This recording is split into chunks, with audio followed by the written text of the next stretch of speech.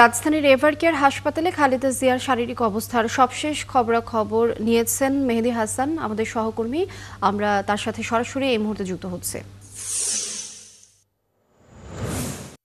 মেহেদী Hasan dollar, আপনি তো সেখানে আছেন। আমরা কিছুক্ষণ আগে আপনার মাধ্যমে বিস্তারিত তথ্য জানছিলাম। একটু জানতে চাই এখনকার অবস্থা কেমন দেখছেন? আমি সর্বশেষ যেটি জানতে পেরেছি ডাক্তার মারফত যে বেগম খালেদা জিয়ার শারীরিক অবস্থা নিয়ে প্রতি মুহূর্তে মিটিং চলছে।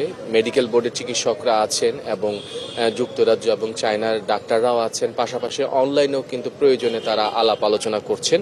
তবে এখন সবার সামনে শুধু একটাই চ্যালেঞ্জ, যে কিভাবে যুক্তরাজ্যে বেগম খালেদা জিয়াকে নিয়ে যাওয়া যায়। তো এই সব বিষয় নিয়ে কিন্তু ডাক্তাররা সবসময় আলাপ আলোচনা করছেন, পরামর্শ করছেন।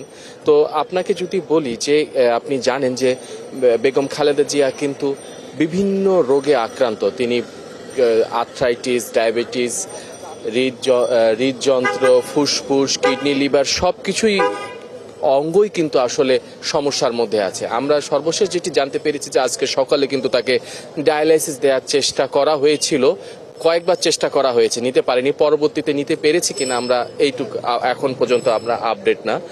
আপনি জানেন যে আজকে 11:53 তারেক রহমানের স্ত্রী জুবাইদা রহমান এসেছেন এবং তিনি কিন্তু সকাল থেকেই ডাক্তারদের সাথে আসার পরপরই মিটিং করছেন।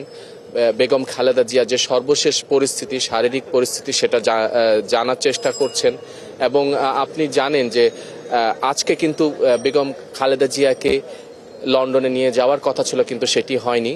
কাতার থেকে যে এয়ার অ্যাম্বুলেন্স, সেটা কারিগরি ত্রুটির কারণে কিন্তু সেটা আনা সম্ভব হয়নি। হয়তো আগামীকাল একটা অ্যাম্বুলেন্স আসতে পারে, সেটা কাতার হোক বা যে কোনো দেশ থেকেই হোক, যেটাই সম্ভব হবে সেখান থেকে আনার খুব চেষ্টা করছে বিএনপির পক্ষ থেকে, এমনটাই বলা হয়েছে।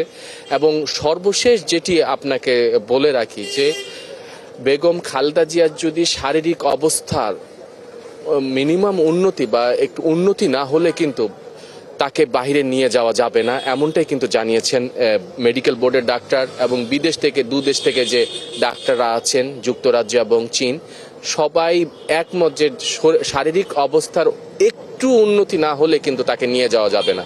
এই সিদ্ধান্তটাই কিন্তু আগামীকাল আসতে পারে এবং সবাই খুব চেষ্টা করছে, যদি শারীরিক অবস্থার উন্নতি হয় তাহলে কিন্তু লন্ডনেই নিয়ে যাওয়ার একটা পরিকল্পনা এখনো সেটা আছে।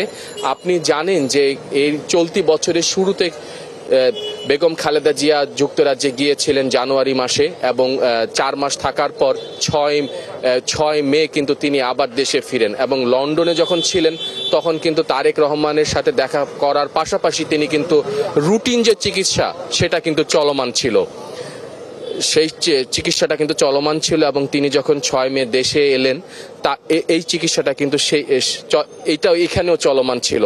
এবং আপনি জানেন যে এই 22 নভেম্বর যখন রুটিন চিকিৎসা করতে আসেন, তখনই কিন্তু 23 নভেম্বর তাকে ফুসফুসে সংক্রমণ, ইনফেকশনের মাত্রা বেড়ে যায়, তখন তাকে হাসপাতালে ভর্তি করা হয়। এবং এখন তিনি 25 তারিখের পর এইচডিইউ থেকে সিসিইউতে, এবং এখন তিনি নিবিড় পর্যবেক্ষণে আছেন।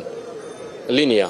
মেহেদী হাসান ডলার, অনেক ধন্যবাদ যুক্ত হবার জন্য। আমরা আবারও ফিরবো, আপনার কাছ থেকে আরও তথ্য জানবো পরবর্তী সংবাদ সংযোগে। আপনি যুক্ত থাকবেন আমাদের সঙ্গে।